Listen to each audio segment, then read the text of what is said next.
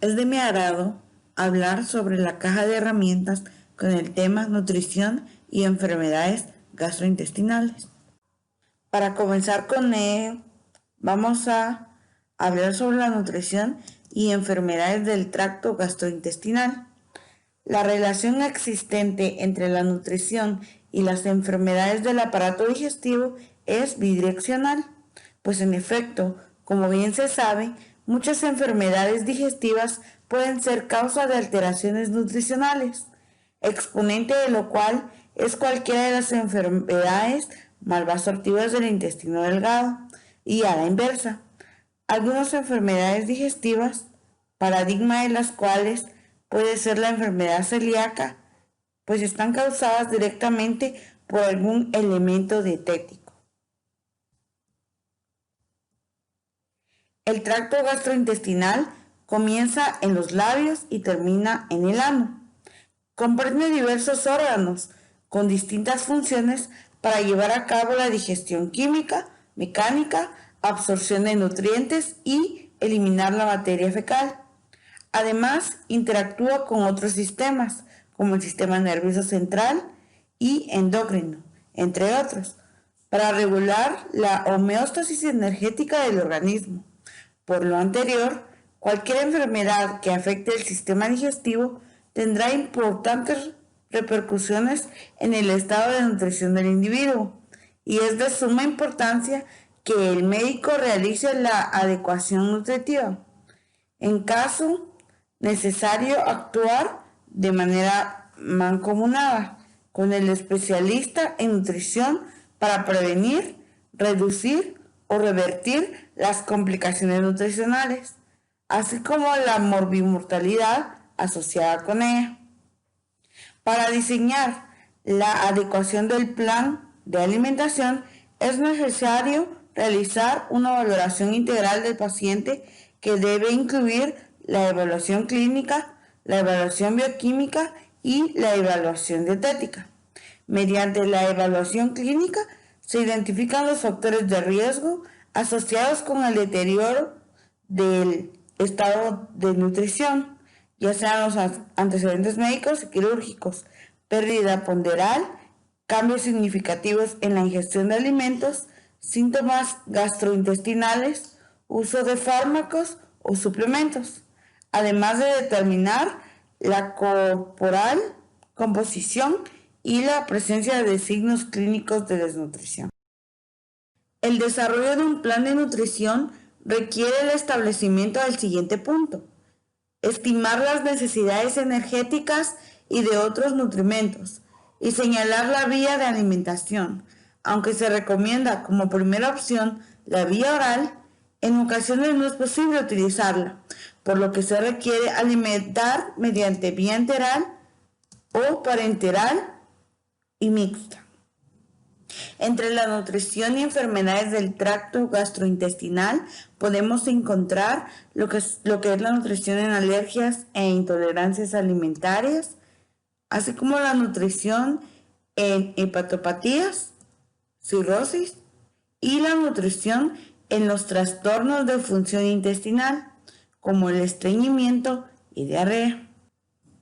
Hablaremos sobre las reacciones alérgicas, las con origen inmunológico, sobre todo mediadas por inmunoglobulina E. Hay otras reacciones que pueden no estar mediadas por esta, como la enfermedad celíaca. La alergia a los cacahuates y frutos secos. La alergia a los frutos secos se considera una reacción importante, ya que se inicia a una edad temprana y es de por vida y puede acabar en numerosas ocasiones con anafilaxia. Los cacahuates y otros frutos secos, como las almendras, las avellanas, nueces, entre otros, puede causar síntomas por contacto mínimo. Y la manifestación clínica leve, que se describe con erupciones, náuseas, dolor de cabeza o edemas, mientras que cuando es grave suele acabar en anafilaxia. También encontramos la intolerancia, producidas por un mecanismo no inmunológico. Puede ser metabólica en relación con un déficit de enzimas involucradas en el metabolismo de un alimento, como el déficit de lactasa, la enzima que metaboliza el azúcar de la leche. Puede ser farmacológica por compuestos químicos presentes de forma natural en los alimentos, como la histamina, la fenilalanina y la tiamina, entre otros. Hablaremos también de la intolerancia a la lactosa. La lactosa es un disacárido compuesto por galactosa y glucosa que se hidroliza en el intestino por acción de una enzima que se denomina lactasa. La intolerancia se produce por una actividad baja de esta enzima en los pacientes que la presentan y puede ser de dos tipos. Congénita, la cual se caracteriza por un déficit total o una reducción importante de la lactasa desde el nacimiento y permanece durante toda la vida. Esta es muy rara. Así como la transitoria, la cual se da después de una diarrea, por alteración de la mucosa intestinal, que es donde se encuentra la lactasa. Esta es la más frecuente. La manifestación clínica consiste normalmente en espasmos abdominales, es decir, dolor, diarrea acuosa, amarillenta y muy ácida, la cual puede irritar mucho al bebé. Su tratamiento prácticamente consiste en administrar una fórmula sin lactosa. Para siempre sin la intolerancia es congénita o durante 4 a 6 semanas si es transitoria. Nutrición en estreñimiento y diarrea. La diarrea y el estreñimiento son las alteraciones fundamentales de la función intestinal, debido a su alta incidencia causada por la ingestión de alimentos o agua contaminada, alimentación poco equilibrada, rica en grasas y pobre en fibra, empleo de determinados fármacos, embarazo o cambio de hábitos y alimentación mientras se viaja.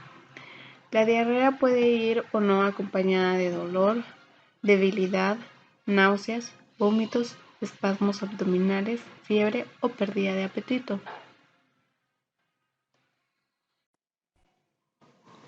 La diarrea, al igual que el estreñimiento, no es una enfermedad en sí, sino un trastorno cuya gravedad depende de la causa que lo origine.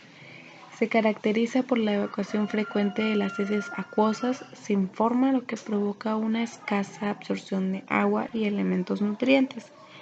La diarrea puede ser aguda o crónica. La diarrea aguda es de aparición repentina, suele durar de 1 a 2 días, lo mismo con tratamiento o sin él.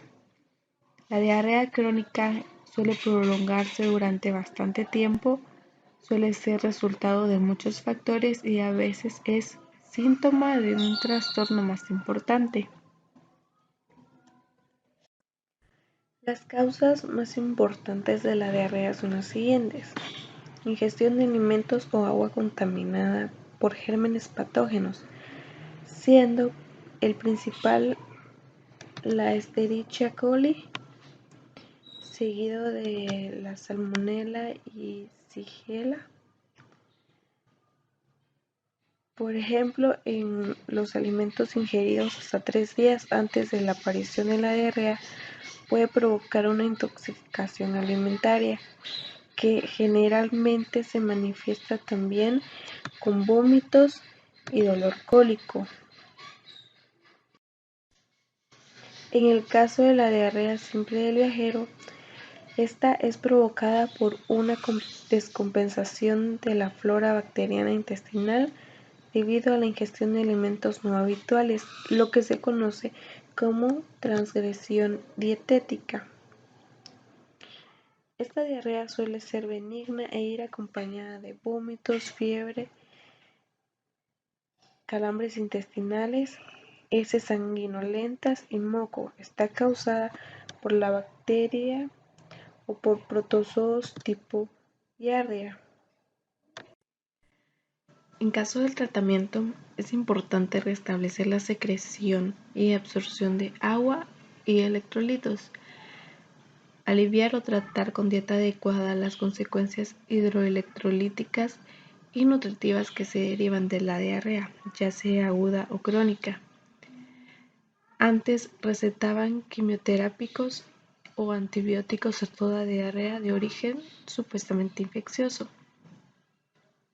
Soluciones hidratantes. La OMS recomienda una solución disuelta en 1 litro de agua compuesta por 20 gramos de glucosa, 3,5 gramos de cloruro sódico, 2,5 gramos de bicarbonato sódico y 1,5 gramos de cloruro potásico. Esta solución debe administrarse en pequeñas cantidades de forma continua según la demanda. En el caso de la dieta, se debe procurar darle al paciente sopa de arroz, sopa de zanahoria, puré de patatas y zanahorias y sopa de pescado, huevo pasado por agua bien sea duro o en tortilla, pescado blanco como el rape, lenguado o gallo, ya sea cocido o a la plancha. Frutas como la manzana asada, manzana rallada con unas gotas de limón, membrillo o plátano maduro. El pan se tomará blanco y tostado. En cuanto a las prohibiciones, es importante recordar lo siguiente. Está contraindicada la leche, pero se puede tomar yogur natural y queso fresco. Las frutas y verduras nunca serán crudas. Se deben evitar verduras de color verde como las acelgas, espinacas y lechuga. Es aconsejable prescindir de las almendras, compotas, nueces y pan negro, esto debido a su efecto laxante. El estreñimiento. El estreñimiento es la evacuación infrecuente o difícil de las heces. El estreñimiento es mucho menos frecuente y necesita menos tratamiento de lo que normalmente se cree. Normas alimentarias y dietéticas. Un buen desayuno completo con aporte suficiente de fibra dietética, ya sea insoluble o soluble. Proteínas como el huevo, jamón, queso bajo en grasa o yogurt. Tomar a diario fibra en formas variadas, como los cereales integrales, verduras, hortalizas, legumbres cocidas o crudas, purés, papas, leguminosas y frutas variadas como postre. Reducir la ingesta de grasa animal, mantequillas y margarinas. Las carnes y pescados deben hacerse preferiblemente a la plancha o hervidos con unas gotas de limón. Aumento en la toma de líquidos como agua, bebidas poco o nada calóricas y zumos sin azúcar.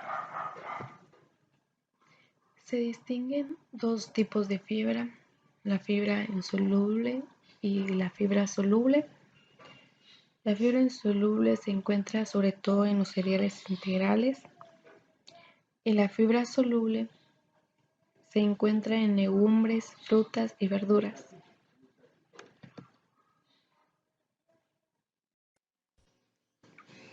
Cirrosis. La cirrosis representa la fase final de cualquier enfermedad crónica del hígado. Está caracterizada por una fibrosis hepática que resulta en la destrucción de la arquitectura normal del hígado.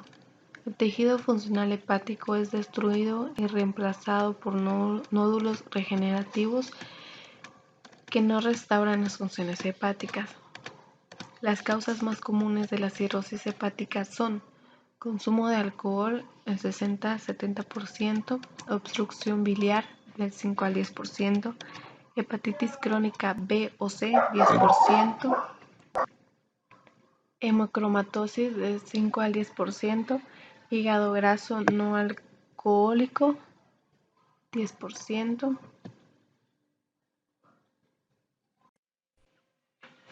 Manejo nutricional en cirrosis. La principal meta con estos pacientes a nivel dietético es estimar correctamente la energía que cada paciente necesita y prevenir el catabolismo proteico y deficiencias. Los pacientes cirróticos en fase compensada deben de comer una dieta equilibrada y variada que incluya todos los grupos de alimentos y en una cantidad adecuada a cada paciente para prevenir obesidad y malnutrición. Recomendaciones: evite grandes volúmenes de comida, fraccionando la dieta entre 5 a 6 tomas a lo largo del día. El paciente puede y debe comer todo tipo de alimentos si no existe una contraindicación médica, intolerancia o alergia a algún alimento. Beba diariamente entre 1,5 a 2 litros de agua, aparte de leche, infusiones o zumos que usted tome habitualmente si no hay contraindicación médica. No consuma bebidas alcohólicas. Nutrición parenteral en los pacientes cirróticos. La nutrición parenteral en los pacientes cirróticos solo debe reservarse para aquellos estados que plenamente lo justifiquen, como por ejemplo en pacientes desnutridos que deben ser sometidos a tratamiento quirúrgico, en las insuficiencias hepáticas graves como medida terapéutica auxiliar, en los pacientes graves con alguna de las complicaciones antes descritas o cuando exista imposibilidad de alimentación oral. La nutrición parenteral tiene sus inconvenientes. Incrementa la actividad aminotransferasa y de la fosfatasa alcalina, puede precipitar la aparición de colestasis y aumenta el riesgo de infecciones.